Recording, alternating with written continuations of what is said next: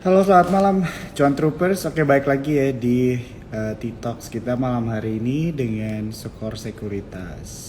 Oke, sambil menunggu teman-teman yang lain, di sini aku mau kabarin ya buat teman-teman semua. Em, untuk topik pembicaraan kita malam hari ini itu mencari cuan di kuartal 3 ya teman-teman ya. Dan pembicara kita untuk malam hari ini adalah Alex Rarjo ya. Di sini pasti teman-teman udah pada kenal gitu ya sama Ko Alex gitu. Jadi Ko Alex ini adalah financial advisor dan juga co-founder dari Rintisan ID. Oke. Nah ini sambil mungkin kita menunggu teman-teman yang lain untuk join juga. Aku mau cek ya ini suara aku oke ya, kedengeran ya. Dan juga buat teman-teman nih yang mungkin belum punya akun untuk bertransaksi saham, belum punya RDN kan bisa buka ya di eform.sukorsekuritas.com ya. Aplikasinya itu Spot by Sukor Sekuritas, kalian bisa cek aja langsung di App Store kalian. Dan juga sekarang aku mau infoin buat teman-teman mungkin yang belum tahu, untuk aplikasi Sukor sekarang kalian bisa beli reksadana sendiri.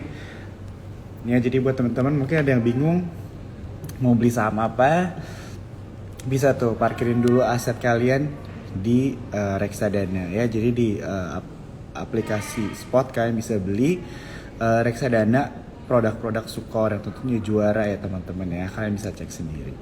Oke, tanpa panjang lagi kita mungkin langsung invite aja nih ya, kok Alex kita ngobrol-ngobrol langsung. Halo, Halo, halo, kabar? halo Bro. Baik, Ketemu baik, lagi. baik. Apa kabar? Iya, baik, baik. Ini udah yang ketiga kali ya kita ya, kalau nggak salah ya, ngobrol-ngobrol ya. Yes, setiap kuartal ya, update ya. Iya. Kemarin ngobrol tentang kuartal kuartal 2, sekarang kuartal 3 gitu ya.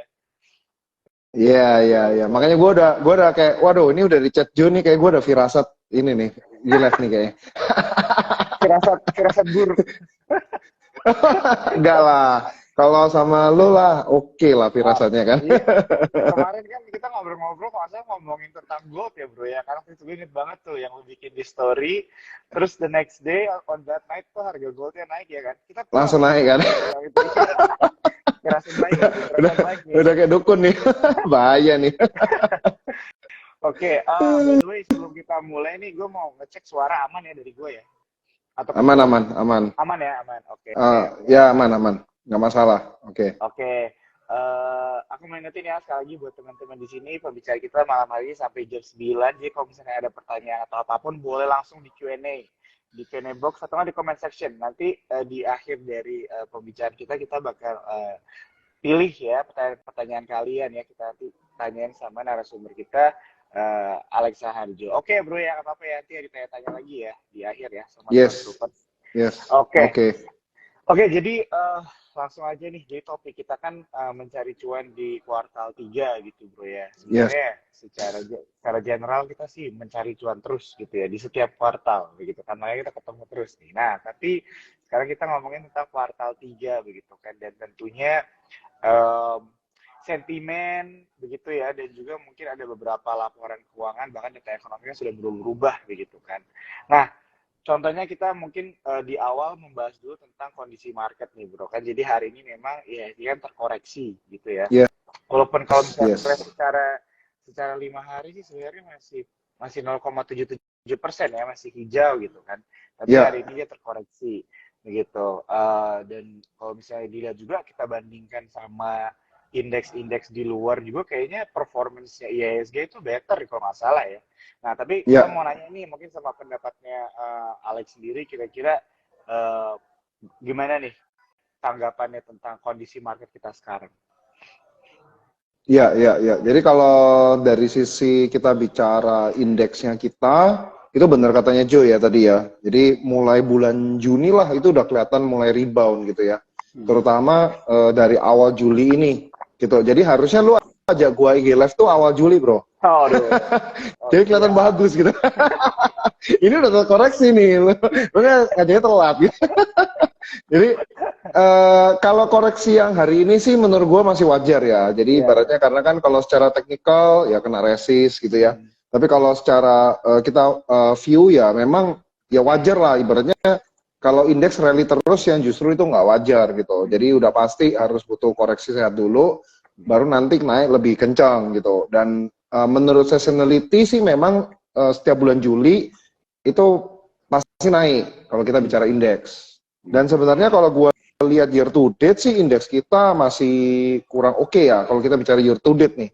Gitu karena kalau kita lihat semester 1 itu masih minus, which is sampai sekarang sampai hari ini meskipun udah naik ya seminggu ke belakang, tapi tetap masih year to date itu masih kurang gitu. Jadi ya buat teman-teman mungkin yang belum investasi saham ya kan, atau mungkin kayak ibaratnya belum terlalu apa ya agresif dan lain sebagainya, mungkin mulai bisa lihat nih bulan Juli ini, karena menurut gua harusnya kalau misalnya memang ekonomi akan bagus di semester kedua ini sampai akhir ya ISG year to date akan mengejar angka positif lah. Jadi upside-nya itu masih menarik sekali. Ya. Kayak gitu. Menurut gue sih gitu ya. Oke, ya setuju banget ya sama lu ya bro ya. Tadi membahas tentang pergerakan ISG juga mungkin kan nggak bisa terus naik terus begitu kan, memang Yes. udah diantisipasi lah ya, dibilang gitu bahwa akan ada koreksi sehat gitu ya. Kalau misalnya teman-teman lihat juga sebenarnya ada mulai membentuk pola inverted head and shoulder kalau nggak salah ya. Jadi memang kan secara teknikal ya. Ya betul, secara teknikal. Jadi dari support itu udah di 6.600, resistance-nya di 6.766, terus target koreksi sehatnya memang turun ke 6.670 gitu kan. Ada bentuk pattern inverted head and shoulder dan mungkin setelah itu berpotensi melanjutkan kenaikan kembali. Jadi memang udah diantisipasi lah ya. Kalau misalnya dari gue personally nggak kaget gitu kan. Dan memang ya koreksi sehat karena fundamental ISG juga menurut gue sih bagus gitu ya. Ya. Oke.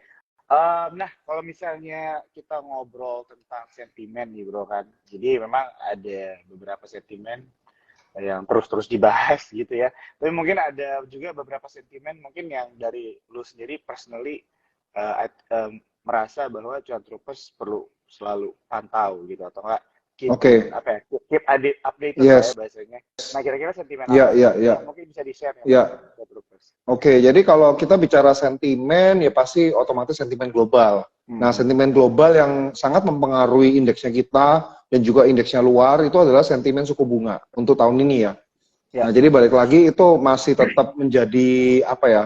Kita bisa dibilang momok ya, atau indikator lah. Jadi kalau memang contoh nih kayak misalnya indeks US itu kan juga koreksi, ya kan, sebelum kita koreksi mereka juga udah koreksi duluan, itu karena kan balik lagi karena investor tuh merasa kayak wah ini kayaknya the Fed akan naikin lagi nih suku bunga gitu kan, nggak jinak dulu deh gitu kan, karena lihat data dari kalau nggak salah data dari pekerjaan ya itu jadi bagus dan lain sebagainya, ya ada kemungkinan kayak misalnya akan dinaikin gitu kan. Dan indeks mereka kan juga udah naik kencang itu cuma gara-gara ya memang kepercayaan investor bahwa ini sudah melalui di mana the Fed nggak akan kayak naikin bunganya itu nggak akan setinggi yang kemarin-kemarin lah, karena lihat data inflasi udah mulai melandai. Dan kalau di Indonesia juga merespon di mana BI juga nggak naikin gitu kan, untuk suku bunganya stay terus nih gitu. Untuk nurunin juga belum gitu kan, karena lihat dari luar juga ya kan. Nanti kalau luar merespon oke, akan bahkan turunin gitu ya, wah itu bakal bagus banget gitu. Cuma yang koreksi ini balik lagi ya karena takut ya, ada ketakutan kayak misalnya wah nanti indeksnya suku bunganya akan naikin lagi. Nah itu pasti akan pengaruh tuh ke indeks. Menurut gua sih sentimennya lebih ke situ. Terus yang kedua, kalau sentimen yang lain mungkin kalau Indonesia akan pengaruhnya sama komoditas. Jadi kalau teman-teman bisa lihat kayak koreksi ISG hari ini tuh, kayak yang gue lihat tuh dominasinya dari komoditi nih, yang bikin koreksi lumayan ya kan. Kayak coal, harganya tiba-tiba turun dan lain sebagainya. Tapi balik lagi itu kan karena mereka juga udah rally ya seminggu belakang ini, jadi ya wajar ibaratnya mereka ada koreksi lah. Kayak gitu. Jadi ya menurut gue sih dua sentimen itu ya yang sangat berpengaruh besar. Nah sisanya lebih ke arah kayak misalnya sektor-sektor yang memang mendukung atau ibaratnya secara year to date lagi bagus nih, lagi kinclong di Indonesia dan lain sebagainya. Itu nanti mungkin kita bahas itu juga tuh, Jo. Ya, oke. Jadi bisa dibilang banyak sekarang psikologi atau enggak perilaku perilaku pelaku pasar gitu ya masih dalam stance masih dalam stance wait and see lah ya, begitu Iya, kan, karena masih menantikan juga lah ya suku istilahnya bunga lah keputusan ya. suku bunga Gitu. ya dan juga Yes, Amerika terutama Serikat. itu. Ya, Betul. ya. Oke, thank you banget ya bro buat insight-nya. Nah nih buat teman-teman aku mau ingetin sekali lagi ya, tadi udah ada yang nanya nih tentang analisa saham BNBA gitu kan, AMMN. Nah ini buat teman-teman nanti di akhir dari pembicaraan gue nih sama Bro Alex, kita akan jawabin ya pertanyaan kalian, jadi boleh langsung di banking aja nih pertanyaannya, tulis di comment section. Kira-kira mungkin ada saham-saham yang nyangkut, atau saham-saham yang kalian tertarik, nanti bisa kita wah ketawa nih, kayaknya ada yang nyangkut nih bro. Oke. Nah kalau misalnya kita ngobrolin tentang data ekonomi di Indonesia gitu ya bro ya. Jadi tadi pagi tuh gue sebenarnya sempat lihat tentang inflasi di Indonesia bro, menurun, easing gitu ya, dari mana ya sebentar nih.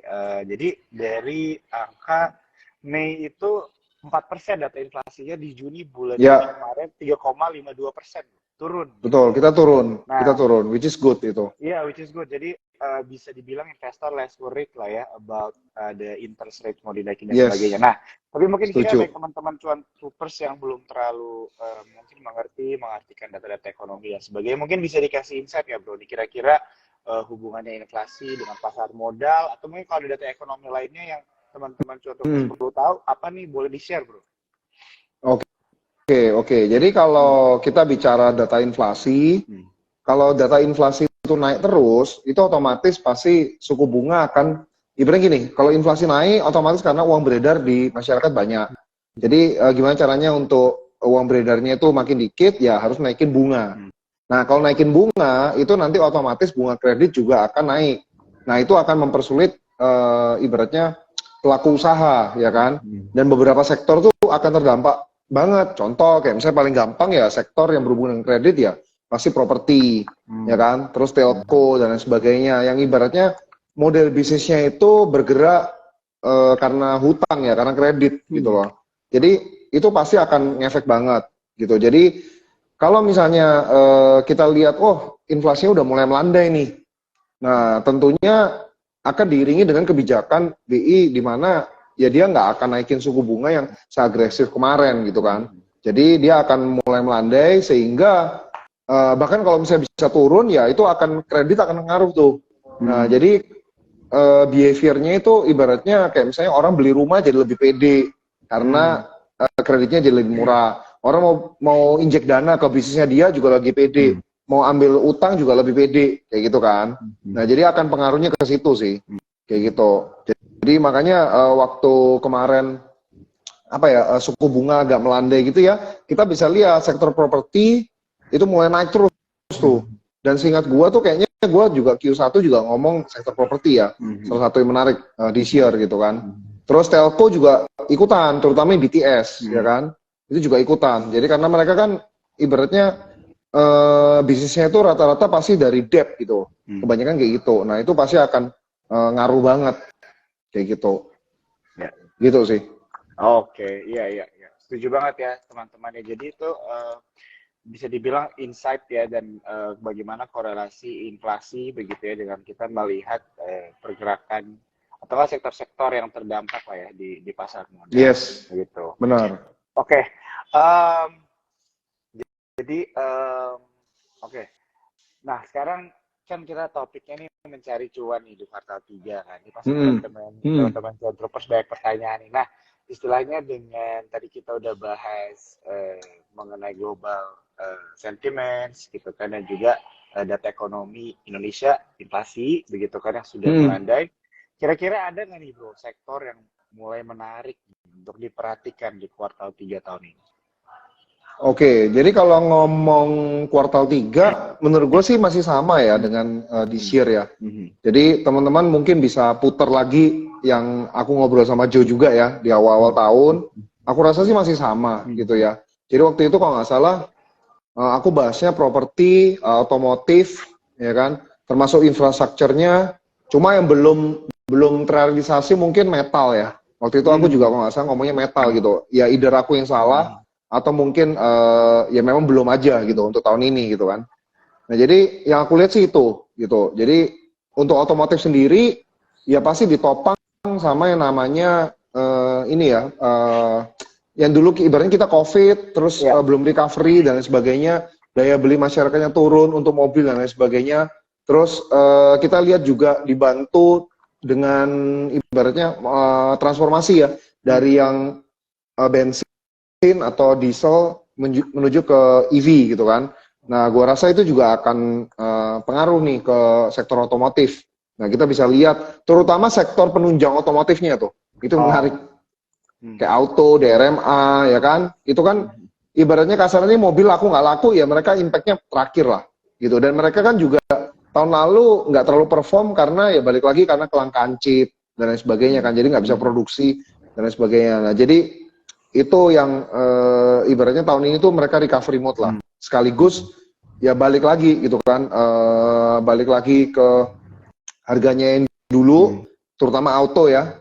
Plus ya ada katalis-katalis yang menyebabkan ya mereka memang mungkin bisa ATH lagi nih gitu. Kalau kayak auto gitu ya. Kalau Dharma kan kebetulan perusahaan baru, jadi ya ATH terus gitu kan.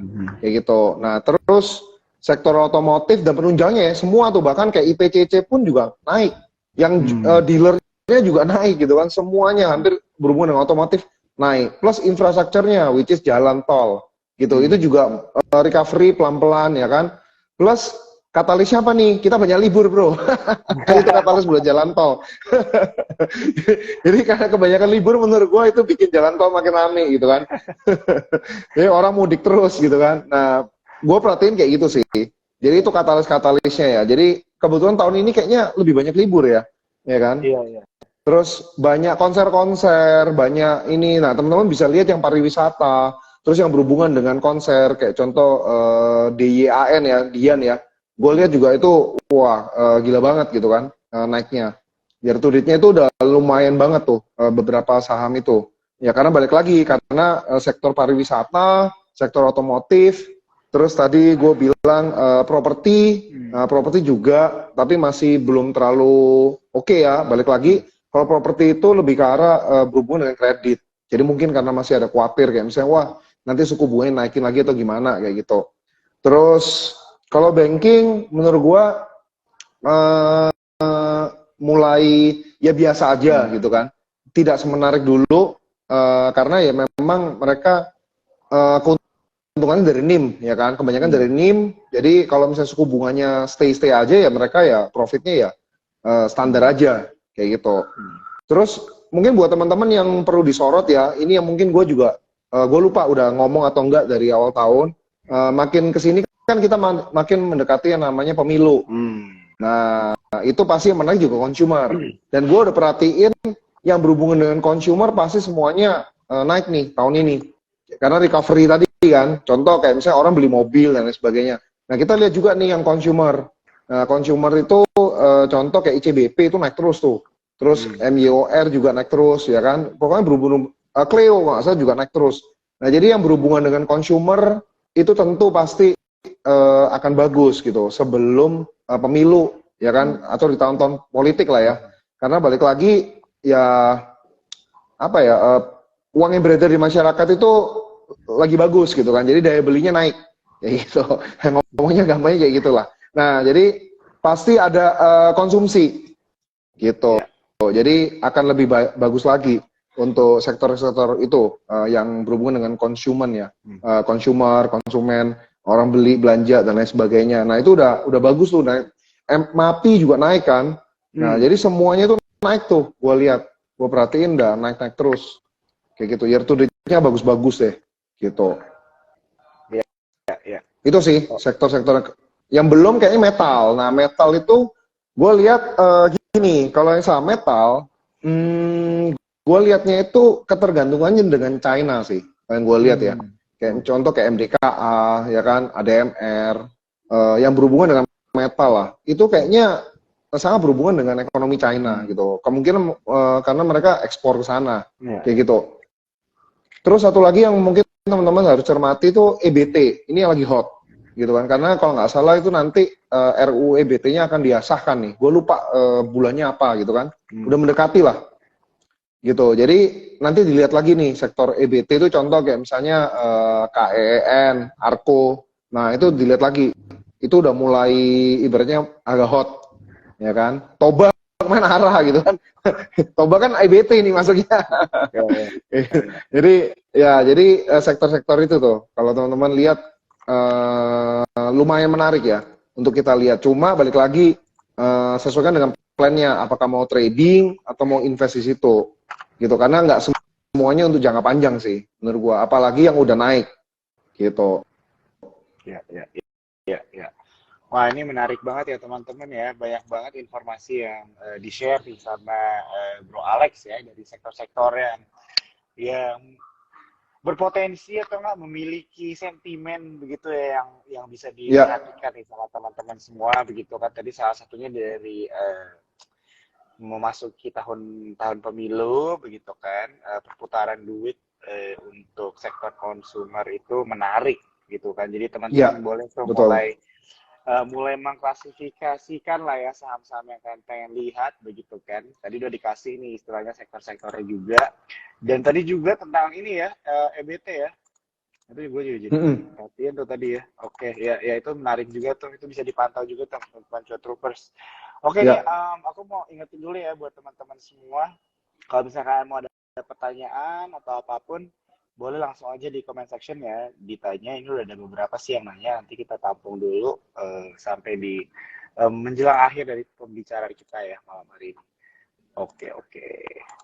Ya, nah kalau misalnya tadi lo ada mention tentang sektor energi nggak bro? Ada ya tadi ya?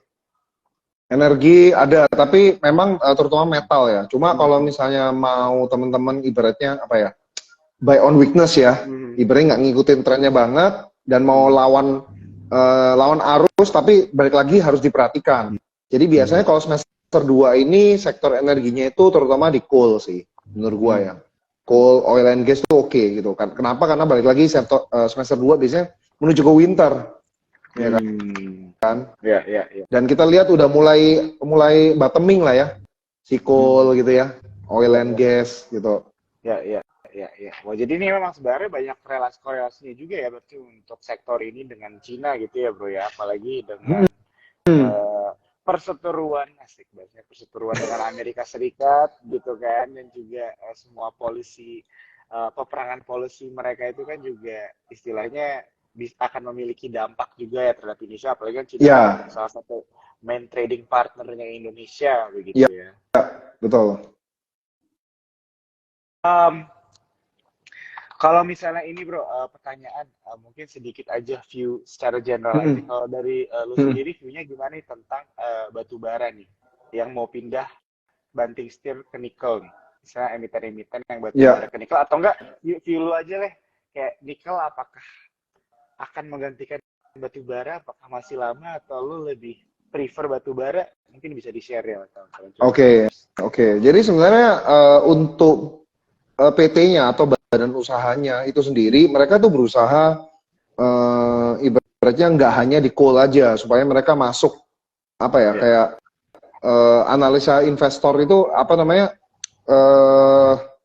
poin-poinnya itu masuk gitu loh. Ibaratnya mereka tuh nggak hanya di coal, mereka harus punya yang green energi gitu kan, which is nickel gitu. Nah jadi gue lihat lagi berusaha mereka semua, termasuk sampai yang kayak coal yang besar kayak ITMG gitu kan, mereka berusaha masuk ke nikel. Ya menurut gue sih karena itu. Cuma untuk bisnis sendiri menurut gue sih ya fokusnya masih tetap di ini ya, bobotnya itu masih banyak di coalnya. Balik lagi, kenapa kok perusahaan coal mau masuk ke nikel? Ya karena smelter nikel itu butuh coal. Udah gitu aja, mereka cuma pindah kantong aja lah gitu kan. Jadi ujung-ujungnya juga butuh coal gitu. Malah gue dulu mikirnya demandnya coal akan lebih tinggi nih dari sebelumnya.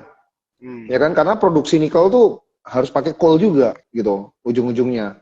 Nah jadi coal masih tetap menarik, perusahaan-perusahaannya juga tetap menarik gitu kan. Nah balik lagi ke investornya, apresiasinya bagaimana kayak gitu. Nah cuma nanti kalau misalnya wah coalnya bakal turun nggak nih si komoditinya, nah gue juga nggak tahu gitu. Cuma biasanya trennya semester 2 sih nggak turun biasanya ya kan. Jadi ibaratnya Nah, kita lihat nih cuacanya kayak gimana. Cuma nih ya, kebetulan gue baru dari luar, summernya beda nih bro. Ternyata dingin. Gue lupa bahas nih bro, gue lupa bahas nih langsung. Gak usah dibahas itu. Jadi, maksud gue, jujur gue juga tanya, gitu kan. Gue tanya sama lokal, gitu kan. Orang lokalnya bilang summernya memang agak beda nih. Nah, jadi ini menurut gue sih, ya semoga nggak kebalik ya. Dari summer jadi winter, winter jadi summer. Nggak kayak gitulah kayaknya.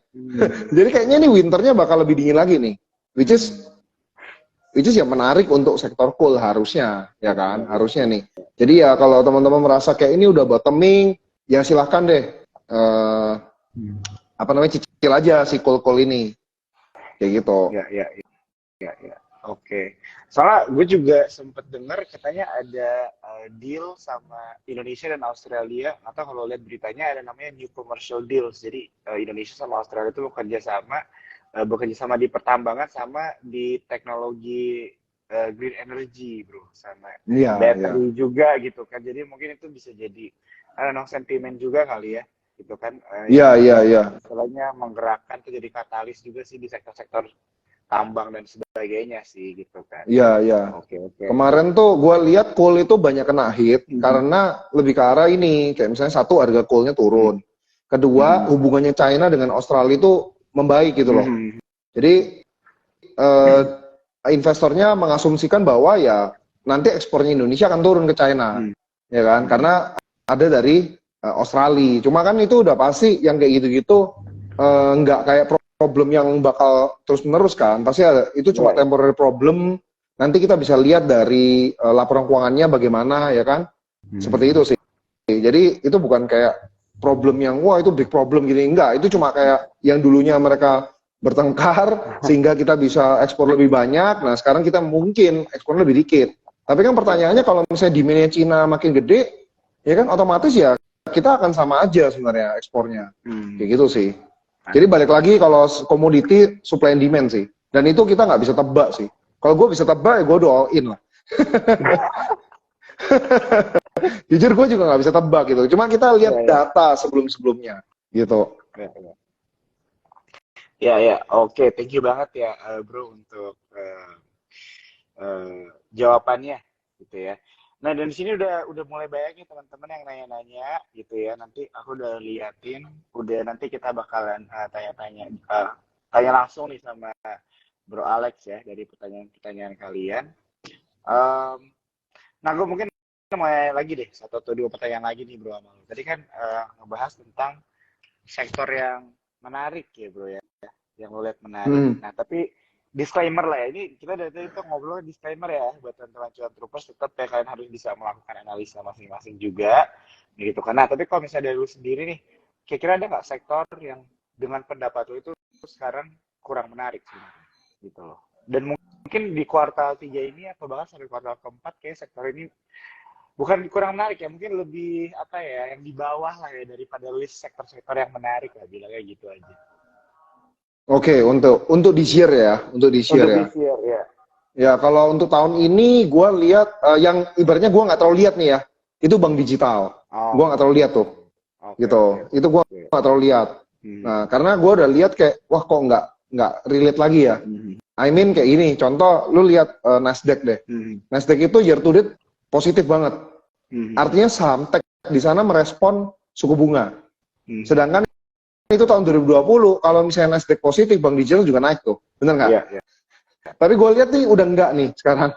Walaupun ya ada lah bank digital yang lagi naik-naik lagi. Cuma maksud gue udah nggak ada hubungannya sama suku bunga nih bank digital. Jadi lebih ke arah mereka hubungannya dengan corporate action.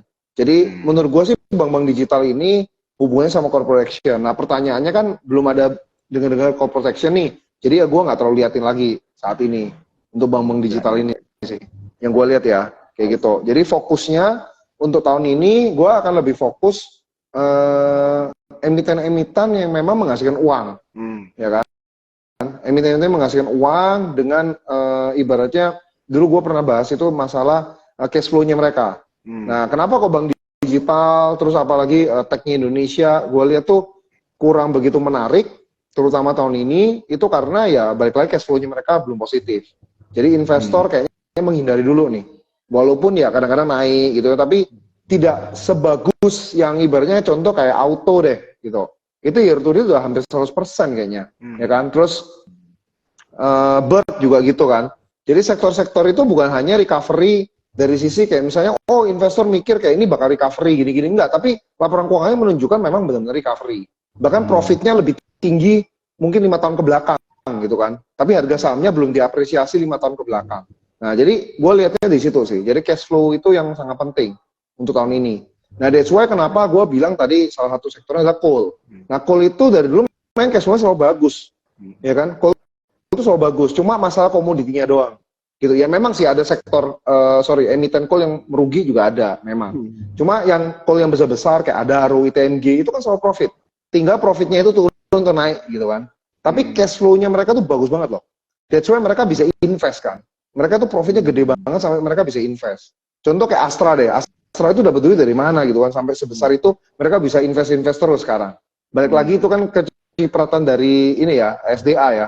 UNTR-nya lah, ya kan, tambangnya dan lain sebagainya. Kayak gitu. Jadi mereka bisa invest. Nah, Adaro tuh juga gede banget itu cash-nya dia. Dari CFO-nya itu. Nah, jadi itu menurut gue itu yang menarik. Yang kayak gitu-gitu, sektor-sektor itu. Sedangkan kalau yang CFO-nya negatif, ya kan, dia kayak, oh untungnya cuma karena suku bunga, kayak US dollar ke IDR gitu loh, forex-nya lah, keuntungan dari situ doang. Nah itu nggak oke sih untuk tahun ini, nggak terlalu oke. Jadi kecuali dia ada corporate action, ya kan, kayak misalnya dia ada corporate action sesuatu, nah itu dia akan naik gitu. Tapi kalau nggak ada corporate action, nggak jalan sih bro, gitu. Jadi sektor-sektor yang memang negatif itunya gue sih hindari untuk tahun ini, gitu. Lebih fokus yang ke dividen, cash flow positif dan sebagainya, gitu. Sih, oke, thank you banget. Jadi kalau yang dari gue dapat berarti ini semua balik lagi ke basic ya bro ya, fundamental dari. Ya, ujung-ujungnya ke fundamental. Ujung-ujungnya fundamental ke laporan keuangan dan tadi juga ada corporate action ya. Jadi nggak serta-merta cuma satu atau dua faktor, mungkin dampak global gitu ya atau enggak ekonomi, tapi memang harus dari tubuh langsung perusahaannya gitu ya, dilihat apakah sehat gitu ya, sehat dalam artian menghasilkan uang gitu kan, perusahaan kan begitu ya. Iya, betul. Uang berarti harus menghasilkan uang ya. Iya, betul. Bagus banget ya. Thank you banget untuk jawabannya bro ya untuk pertanyaan yang itu. Mungkin aku iklan dikit. Jadi buat teman-teman ya, di sini kita udah ngobrol nih setengah jalan, bahkan udah lewat actually. Aku mau ingetin buat teman-teman yang terlambat nonton, ini kita bakal save di IG-nya Sukor Sekuritas. Ya, jadi kalau misalkan mau nonton dari awal bisa langsung aja ke IG Sukor Sekuritas nonton. Terus dan juga kalau misalkan mau ini ya bro ya, lu dari rintisan juga kan ya? Iya. Ya, jadi kalau misalnya teman-teman, tapi ini kalau nggak salah lu pakai IG ini lo ya personal ya, personal aja. Ya Pak Ji, personal juga ya kalau misalkan mau belajar gitu ya, atau nggak mau lihat-lihat mungkin story ada yang kemarin ke Amerika Serikat, boleh nih follow langsung aja. Oh itu ya. Siapa ya? Si Joe, kayaknya nomor Amerika deh. Gitu ya. Ini gue lagi ngobrol sama orang Amerika. Jadi kok Alex ini suka mengedukasi ya teman-teman ya, jadi financial advisor juga, dan actually yang mau gue tanya ini salah satunya juga tentang financial planning nih bro, atau enggak istilahnya buat pemula lah ya dalam investasi, karena penting banget buat teman-teman cuan untuk selalu tahu gitu ya, dalam istilahnya kita ngobrol di TikTok tuh kadang orang mungkin ada yang baru join ngomongnya udah saham gitu kan, beli ini angkanya segitu tapi nggak ngerti gitu kan tentang basicnya. Nah mungkin pertanyaan gue buat lo gitu ya, dan mungkin ini bisa membantu teman-teman yang nonton juga yang baru mulai, cara lo berinvestasi atau trading ya, milih saham itu apa sih strateginya, yang simpelnya aja deh yang bisa jadi pegangan gitu. Oke, kalau untuk pertama untuk screening sahamnya ya. Yeah. Jadi gue udah bedain. Jadi saham mana yang untuk ibaratnya invest, jadi buy and hold atau average down, average up gitu ya. Saham itu, ya kan. Jadi memang ini saham memang udah gue plannya dari awal untuk invest. Nah itu screeningnya by fundamental tadi. Jadi lihat kayak misalnya, oh kira-kira bakal ibaratnya bertumbuh atau enggak, labanya tahun ini bakal cerah atau enggak, which is dari awal tahun ya gue otomotif gitu, karena gue udah predik ini pasti gampang diprediksi juga gitu kan, kelihatan gitu kan di jalan makin ramai dan lain sebagainya, termasuk infrastrukturnya ya, kayak tadi Jasa Marga, terus termasuk yang taksi juga, Bird. Kelihatan banget kan dari lo ibaratnya kayak oh banyak orang berpergian nih mau dalam domestik atau keluar negeri, tentunya pasti pakai taksi. Nah, gue udah lihat gitu, wah ngantri taksinya juga panjang gitu kan di bandara kelihatan. Terus lu lihat juga kanan kiri biru semua gitu, nggak ada warna lain gitu kan. Itu udah indikator yang sederhana yang teman-teman bisa lihat gitu kan. Lalu kita lihat, wah ada perbaikan laporan keuangannya karena oh dulu negatif karena COVID dan sebagainya. Nah, dari situ udah kelihatan gampang banget itu untuk invest gitu kan. Karena ya biasanya sahamnya lelet juga karena apresiasinya mungkin telat dan lain sebagainya. Tapi kalau untuk saham-saham yang trading, gue lihatnya momentumnya. Nah, biasanya ngelihatnya, jadi tradingnya itu bagi lagi ya, kayak misalnya teman-teman mau swing atau mau cepat gitu. Tapi kalau gue kebanyakan kalau trading ya udah cepat aja, bisa di trade atau weekly lah. Nah, itu lihatnya by volumenya biasanya. Jadi kalau misalnya, wah ini kayaknya bagus nih, lagi break gitu kan, volumenya juga tinggi gitu.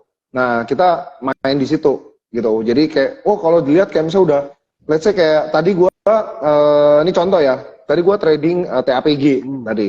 Kelihatan gitu kan, wah volumenya paling tinggi, paling bagus di antara semuanya gitu kan. Terus gue lihat mau break nih, ya udah deh cobain gitu kan, trading, oh dapat 4% langsung gue jual, kayak gitu. Jadi ya gue udah lihat kayak, oh ini kayak udah cukup lah, cuan 4% sehari ya kan, ya udah jual aja. Gitu, deposito setahun gitu kan, ini sehari gitu, ya udah jual aja. Jadi udah ada plannya teman-teman. Loh apakah nanti kalau besok naik lagi gimana? Ya udah gitu kan, ya balik lagi ke plannya kita. Kayak gitu. Jadi kalau trading gue biasanya kayak gitu. Atau sebaliknya, itu kan tadi cerita untung.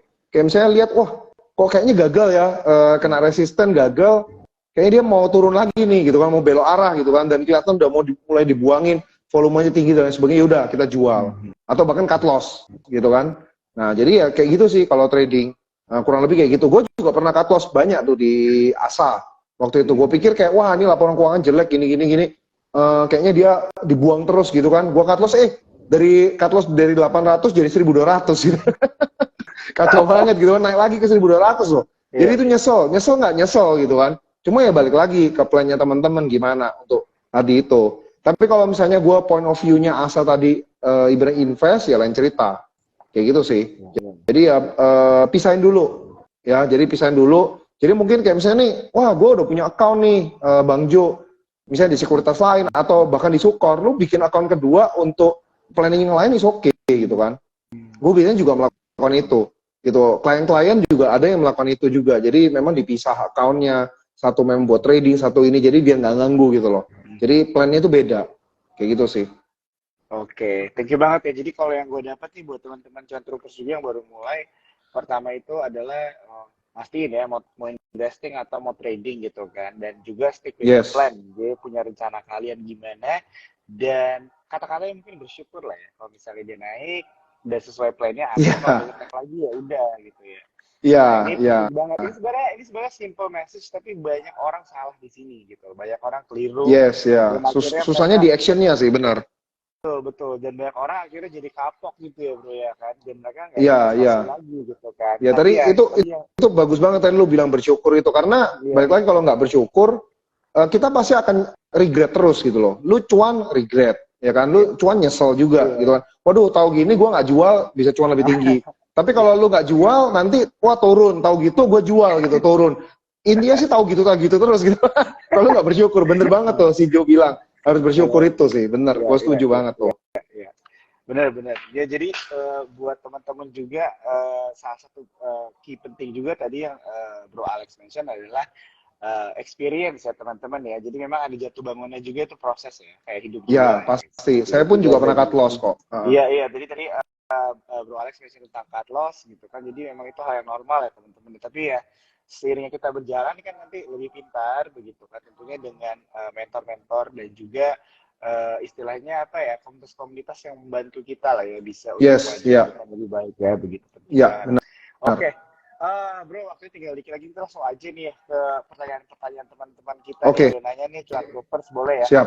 Ini ada pertanyaan dari Emir Yusuf. Wah, ini saya kenal nih orangnya. Oke, dia nanya nih bro tentang sektor otomotif.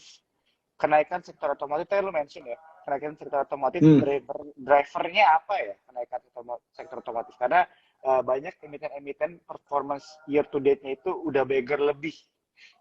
Iya, ya itu tadi recovery, ya kan recovery. Terus teman-teman juga bisa lihat laporan keuangannya itu, ibaratnya profitnya itu udah lebih besar dari mungkin kayak 5 tahun terakhir dan lain sebagainya. Jadi balik lagi ya karena itu sih, balik lagi cash flow positifnya. Gue lihat sektor otomotif banyak sekali yang cash flow-nya positif. Jadi otomatis dia akan naik dan diapresiasi market. Balik lagi yang tadi gue bilang kan, duitnya market ini sekarang lebih condong ke situ, bukan yang cash flow negatif mengandalkan kayak apalah, oh iya ini investornya si Alibaba dan sebagainya. Nggak hanya kayak gitu doang sekarang. Jadi bener-bener dilihat, oh ya memang ini positif ya, oke gue masuk di sini. Jadi ibaratnya indeks kita udah mulai kembali juga gitu kan, behaviornya ke yang sebelum COVID. Nah mungkin buat teman-teman yang investnya baru di COVID, ya nggak ngerti gitu kan, kok ternyata indeks kita seperti ini. Memang yang bener tuh ya kayak gitu sih. Jadi yang positif. Nah lain halnya dengan di US, itu Nasdaq-nya kenapa kok naik di drive sama IT ya kan, tech. Ya balik lagi ya, tech-nya mereka positif soalnya. Hanya tech-nya mereka doang nih yang bagus-bagus gitu kan. Gue lihat kayak Facebook, Microsoft itu juga naiknya udah bagger juga tuh, terutama Facebook ya. Jadi balik lagi karena mereka positif gitu, cash flow-nya itu positif. Itu Microsoft tuh kalau baca laporan keuangan itu gila banget. Itu setara dengan mungkin kalau di Indonesia setara dengan perusahaan coal yang nggak ada debt gitu loh. Jadi nggak ada debt tapi cash flow positif gede banget gitu. Isi dompet itu tebel banget gitu. Jadi lu mau injek dana kemanapun juga gampang. That's why makanya Microsoft gampang banget akuisisi perusahaan gitu kan. ChatGPT akuisisi ya kan, duitnya itu kencang banget memang. That's why mereka di drive itu. Nah, tech-nya kita maksudnya belum secanggih itu. That's why makanya ditinggalin dulu deh. Nah, kita lihat yang positif-positif. Gitu sih. Ya. Wah, menarik banget ya teman-teman ya. Oke, tadi yang udah nanya Emir ya, thank you banget Bro Alex udah dijawab. Nah, ini pertanyaan selanjutnya, jasa marga Bro. Ada beberapa orang nih nanya sama, JSMR ke berapa Pak? 5.000 kah katanya. Kok sambil ditanya ke berapa nih? View lu aja deh, view lu kalau jasa marga gimana? Gua masih hold. Gua percaya 4.000 plus. Gua holdnya dari berapa ya? Gue lupa juga sih. Sekarang kayaknya udah kayak mungkin 40%-an. Nggak sampai sih kayaknya. Pokoknya gue beli dari 3.000-an something lah. 3.000 something karena udah recovery seingat gue tuh sejak Desember gue beli. Nah, jadi kalau untuk jasa marga sendiri, kalau 5.000 gue belum analisa ya. Kalau 4.000 plus udah pasti lah, 4.000 plus harusnya. Kayak gitu. Kalau jasa marga ya. Iya. Oke. Ini yang nanya jasa marga udah dijawab ya. Wah ini yang lagi seras nih Bro. Sorry. GJTL nih yang lagi dibahas nih kemarin naik tinggi. Oh ya, GJTL kan memang bagus. Dia laporan keuangan udah kelihatan kan teman-teman ya. Terus kalau nggak salah komoditi karetnya juga lagi turun, jadi buat mereka bahan produksi juga lebih bagus. Terus kalau kita lihat laporan keuangan juga membaik gitu. Ya. Jadi kelihatan dari situ sih, udah mulai membaik lagi dari 2022 kan jelek banget ya, sampai minus gitu kan. 1 tahun itu laporan keuangannya mereka. Nah kita lihat di 2023 itu bagus banget Q1-nya. Walaupun ada laba kurs juga ya, kita lihat. Cuma secara operasional juga bagus gitu loh. Cash flow-nya positif secara operasional, jadi ya oke. Makanya diapresiasi market. Balik lagi sih. Gitu. Ya. I see. Oke. Thank you banget Bro buat yang itu. Ini kita lanjut lagi. Kalau untuk Excel gimana Bro? Excel atau nggak Telkom contohnya? Oke, Telkom ya. Telco ya. Nah, kalau Telco itu balik lagi yang gue bilang, untuk Telco itu sendiri jeleknya Telco itu adalah mereka persaingannya sih, lebih ke persaingan gitu. Jadi ya price dan lain sebagainya lah. Terus mereka juga high debt. Nah di situ. Tapi kan kita lihat kemarin tuh kalau nggak salah mereka pada naik kan. Nah kenapa bisa naik? Ya balik lagi untuk debt suku bunganya itu yakin bahwa nggak akan naik lagi nih. Jadi mereka otomatis naik. Kalau gue pribadi gue lebih seneng di tower-towernya sih. Kayak TOWR itu lebih safe sih gitu. Cuma ya karena ada merger telco kemarin ya lumayan ganggu lah bisnisnya mereka kan. Jadi kan ya bisa dibilang revenue mereka akan terganggu. Cuma menurut gue sih itu lebih safe gitu daripada di telco-nya sendiri. Oke, oke, oke. Gue sambil liatin sahamnya sih. Oh ya, Hmm. kayak gitu. Ya, thank you Bro Alex. Ini ada lagi yang nanya dari Dewi Oktaviani. Kok tolong, Mm-mm. kalau antamnya gimana nih? Oh iya, Antam kan balik lagi nunggu nikel sih ya. Kalau Antam ini ya, kayak Antam, Harum, Ya, terus iya, iya. NCKL, ya itu nunggu nikel sih. Nunggu nikel, kita lihat chartnya juga mirip-mirip MDKA ya kan, Mm-mm. Inco, ya. Yang tadi gue bilang kan, wah ternyata kayaknya yang gue bilang dari awal tahun harusnya bagus tuh metal, kayak belum nih. Ya balik lagi karena harga nikelnya sama mereka hubungannya dengan ekspor di China. Ternyata kalau nggak salah berita terakhir itu, wah ternyata kelebihan gitu loh. Untuk apa stockpile-nya itu masih banyak ya, balik lagi supply and demand sih. Yang itu nggak bisa, gue nggak bisa tebak sih. Ya, Gue pikir kayak metal tuh oke gitu kan tahun ini. Nah tapi apakah nanti akan oke, bisa jadi. Karena kita udah lihat udah bottoming gitu kan. Kayak Antam tuh kayaknya tuh kan di situ-situ aja gitu sekarang udah mulai gitu. Nah jadi ada indikasi bisa naik nih harusnya. MDKA ya kan udah kelihatan gitu. Nah cuma kalau mau lebih aman ya udah trade aja teman-teman gitu. ya, ya. Oke, oke, oke. Mungkin satu pertanyaan lagi ya, Bro Alex ya. Mm-mm. Ayam-ayaman gimana nih, Bro? Nah ayam-ayamnya ini gue juga nggak lihat sih. Ya sektor ini salah satu sektor yang gue nggak lihat juga. Balik lagi Oke. ini karena gangguan suplai harga jagungnya nih, ya kan? I see, I Jadi kita see. lihat lagi kalau saham yang jagung berhubungan sama jagung kan BC ya, kalau nggak salah Iya, kan. iya, bisi, ya, ya. Ya BC-nya sih eh, bagus-bagus aja gitu. Justru ayam-ayamannya yang ini ya. Jadi ya menurut gue akan ganggu banget nih, ya kan? Ya, Ayamnya nggak oke iya. gitu. Dan biasanya mereka lebih banyak gue akan lakukan trading ketika menjelang Lebaran sih, gitu. Gue sendiri jujur nggak liatin ayam-ayamnya, sorry ya teman-teman ya. Jadi gue nggak liatin saat ini. Oke, oke. Mungkin kita Meskipun tutup. itu consumer, tapi gue nggak liatin. Oke, oke, Hmm. ya. Jadi emang penting ya teman-teman ya, kalau misalnya kita ada beberapa sektor yang kita nggak tahu, we have to state juga ya, kita nggak tahu. Dan kita actually mendalami sektor-sektor yang menurut kita menarik ya, atau kita punya banyak informasi. Ini ada pelajarannya juga ya Ya, teman-teman di sini ya. Nah, jadi yang terakhir deh bro, dari tadi yang nanya tuh Dewi, say thank you ya buat Bro Alex. mm-mm. Ini pertanyaan terakhir deh. Selamat malam, mau nanya tentang sektor properti apakah bagus di semester 2 tahun ini? Itu tanggapan lo gimana tuh? Untuk menjawab pertanyaan itu. Ya, masih sama sih jawaban gua dari awal tahun. Nah, kebetulan udah naik semua ya, rata-rata ya. Nah, jadi sektor properti itu bagus untuk this year. Cuma kebetulan gua ngomong itu di kuartal 1 gitu kan. Ini udah naik. Nah, pertanyaannya apakah semester 2 ini dia akan naik lagi sekencang semester 1? Gua nggak yakin. Ya kan, gua nggak yakin. Bisa aja sideways terus sampai akhir tahun, tapi bisa juga naik. Ya, ya. Tapi kalau turun kayaknya enggak, gitu kan. Kenapa? Balik lagi ke suku bunga tadi. Kalau misalnya suku bunganya turun, ya udah pasti akan meriah tuh, gitu. Tapi kalau misalnya suku bunganya stay aja, ya dia akan stay terus ini, karena dia udah ngejar aja, gitu. Year on year-nya udah naik, ya kan? Ya, ya. Tapi 5 tahunannya belum sih. Contoh gue lihat BSDE ya, 5 tahunannya belum. Pas banget tadi. Tapi karena mereka laporan keuangan juga nggak terlalu kayak signifikan gitu loh. Nah, kecuali nanti kita lihat dulu nih Q2-nya. Gitu. Jadi balik lagi sih.